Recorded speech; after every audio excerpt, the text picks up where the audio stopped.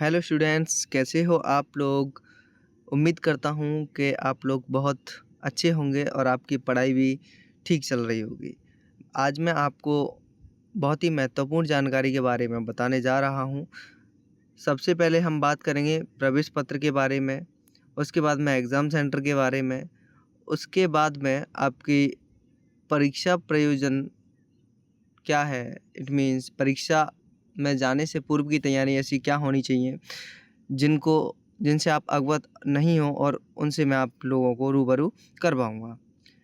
तो सबसे पहले मैं आपको एक बात बता देना चाहता हूँ कि जो सर्कुलर मैंने आपको पहली पहली वीडियो जब बनाई थी तो सबसे पहले मैंने सर्कुलर से ही स्टार्ट किया था। तो वो सर्कुलर था, वो आरसीआई ने उसके अकॉर्डिंग तैयार किया था कि उसमें कोई चेंजेस नहीं हो।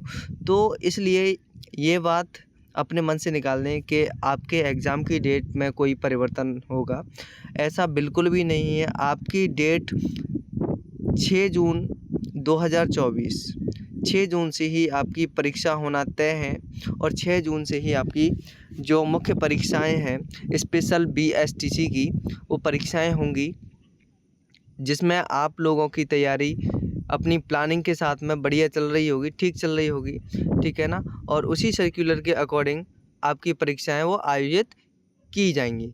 तो सबसे पहले मैं आपको एग्ज़ाम सेंटर के बारे में बता देना चाहता हूँ कि एग्ज़ाम सेंटर का पता आपको अच्छी तरीके से तभी चलेगा जब आप अपनी संस्था को संपर्क करेंगे, क्योंकि आपका जो एडमिट कार्ड है वो स्टूडेंट पोर्टल पर नहीं आया है, वो केवल और केवल संस्थान के पोर्टल पर आया है और संस्थान से ही आपको उसकी जानकारी मिलेगी। यदि संस्थान आपके फ़ोन को नहीं अटेंड करता है या क्योंकि बहुत सारे बच्चे होते हैं एक साथ फ़ोन करते हैं, तो ऐसी परिस्थिति आ जाती है। उस कंडीशन में आप व्हाट्सएप ग्रुप जो आपके कॉलेज का होता है उस पर सूचना आने का इंतज़ार करें, ठीक है ना? उसके बाद में आपको सबसे मुख्य बात ये जानने की होती है कि आपका जो एग्ज़ाम सेंटर आपके घर से कितना दूर है। तो घर से अपने एग्ज़ाम सेंटर की दूरी के बारे में आपको जान लेना है और वहाँ यातायात की व्यवस्था क्या रहेगी इसके बारे में आपको खुद से ही सोचना है और उसके लिए प्रिपेयर हो जाना है कि कैसे क्या करना है, किसके साथ जाना है, नहीं जाना है या फिर जाना है तो संस्थान की तरफ से जाना है या फिर आपको खुद की तरफ से जाना है, ठीक है ना? जो भी व्यवस्थाएँ हों आपके आवागमन की, वो व्यवस्थाएँ आप खुद सेल्फ अपने अकॉर्डिंग कर लें। हाँ, उसके बाद में मैं आपको बताऊँगा, क्योंकि देखो ऐसा होता है कि आपका जो फर्स्ट ईयर का एग्ज़ाम पेपर है, वो आपका एग्ज़ाम होगा सुबह 10 बजे। सुबह 10 बजे एग्ज़ाम होगा और 1 बजे पेपर ख़त्म हो जाएगा और जो सेकंड शिफ्ट का पेपर है सेकंड ईयर वालों का, वो होगा आपका 2 से 5 वाली शिफ्ट में, दोपहर 2 से शाम के 5 बजे तक। तो मैं ये बताऊँगा आपको कि सुबह 10 बजे अगर किसी का एग्ज़ाम सेंटर आया है, मान के चलो 150-100 किलोमीटर दूर, तो उसे वहाँ पर पहुँचने में थोड़ी तकलीफ़ होगी। ज़्यादा दूर हो तो टाइम से पहुँचने में भी प्रॉब्लम होगी। तो पहले दिन आपको करना क्या है, उस एग्ज़ाम सेंटर के बारे में आपको जानकारी पता कर लेनी है। दूसरी बात, उस एग्ज़ाम सेंटर के जाने की रूपरेखा है वो आपको तय करनी है। उसी के साथ ही मैं आपको ये और बता देता हूँ कि एग्ज़ाम सेंटर पर आपको पहले दिन करीब 1 से डेढ़ घंटे पहले पहुँचना है, क्योंकि आपके 1 घंटे पहले से ही एंट्री शुरू हो जाती है और आधे घंटे एंट्री चलती है, उसके बाद में आधे घंटे पहले ही एग्ज़ाम शुरू होने से गेट बंद कर दिया जाता है। तो कोशिश करें कि सभी स्टूडेंट टाइम से पहले पहुँचे एग्ज़ाम सेंटर पर, ठीक है ना?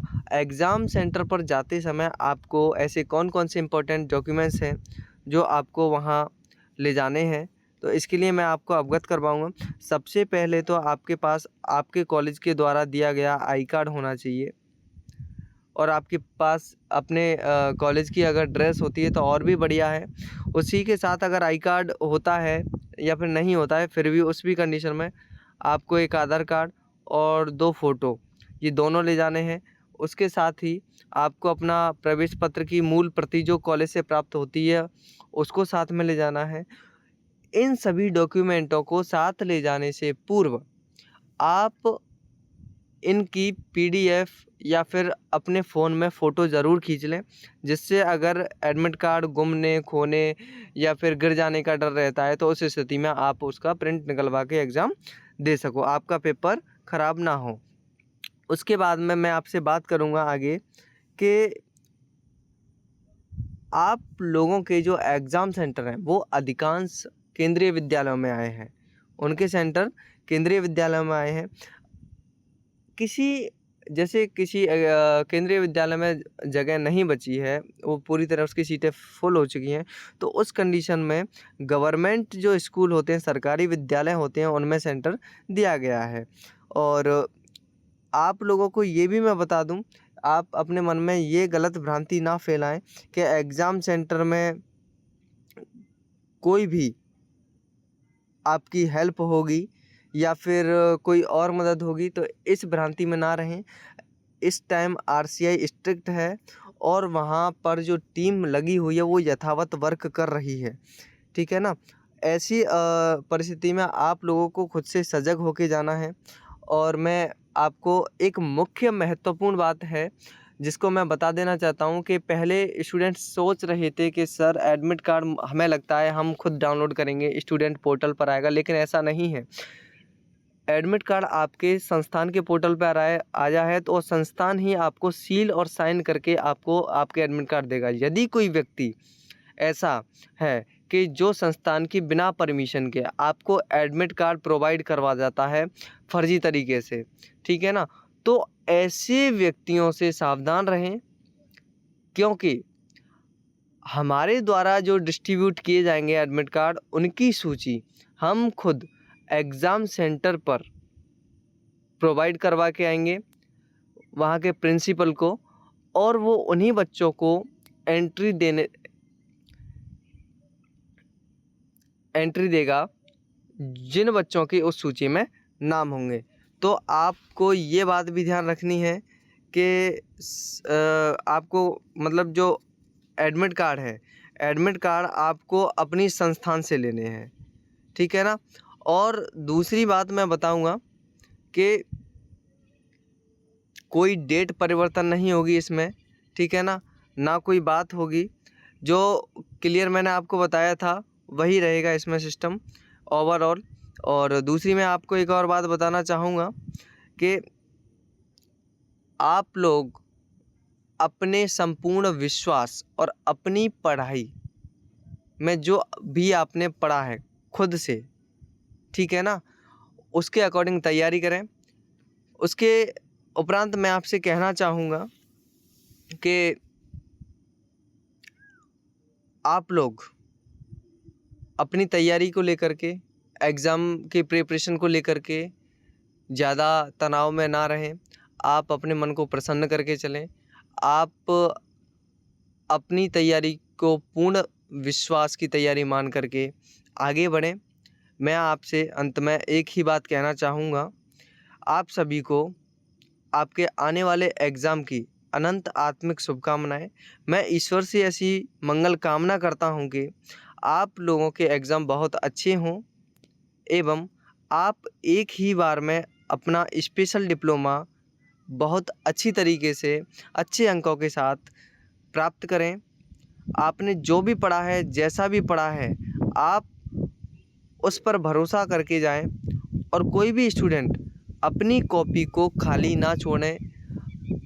लगभग सभी क्वेश्चनों के आंसर दें। आप लोगों ने मुझे इतना वक्त दिया, इतना टाइम दिया, मुझे सुना, इसके लिए बहुत बहुत शुक्रिया।